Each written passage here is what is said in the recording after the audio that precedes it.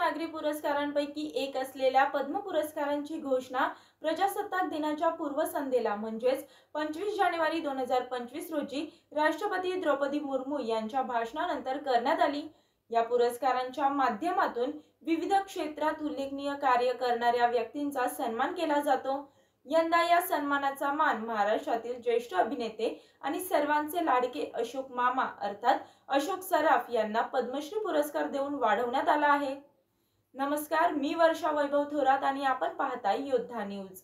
पद्म पुरस्कार हे भारत सरकारतर्फे दिले जाणारे सर्वोच्च नागरी सन्मान असून यामध्ये 3 प्रकार समाविष्ट आहेत। पहिला पद्मविभूषण हा पुरस्कार असामान्य आणि दीर्घकालीन योगदानासाठी दिला जातो। दुसरा म्हणजे पद्मभूषण जो उच्च स्तरावर उल्लेखनीय योगदानासाठी दिला जातो आणि तिसरा म्हणजे पद्मश्री जो समाजाच्या विविध क्षेत्रात केलेल्या उल्लेखनीय कार्यासाठी दिला जातो। या पुरस्कारांचे वितरण राष्ट्रपती भवनात आयोजित कार्यक्रमात राष्ट्रपतींच्या हस्ते केले जाते। 1954 पासून प्रजासत्ताक दिनाच्या पूर्वसंध्येला या पुरस्कारांची घोषणा करण्यात येते। या वर्षीच्या पद्म पुरस्कारांमध्ये महाराष्ट्रातील अनेक मान्यवरांनी जागा मिळवली असून यामध्ये प्रमुख नाव आहे ज्येष्ठ अभिनेते अशोक सराफ यांचं।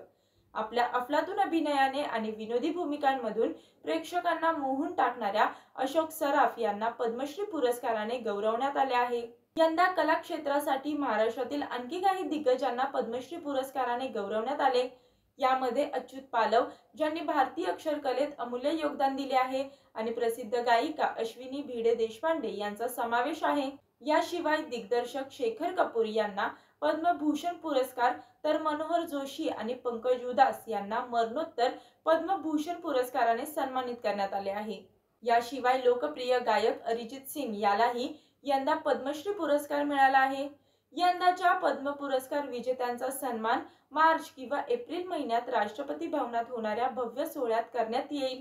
या सोहळ्यात राष्ट्रपती द्रौपदी मुर्मू यांच्या हस्ते पद्म पुरस्कार प्रदान केले जातील। अशाच माहितीपूर्ण व्हिडिओसाठी योद्धा न्यूजला नक्की सबस्क्राइब करा। तसेच आम्हाला सोशल मीडियावर फॉलो करायला विसरू नका। यासोबतच हा व्हिडिओ आवडला असेल तर लाईक आणि शेअर करा। तसेच कमेंट्स मध्ये आपलं मत नक्की नोंदवा।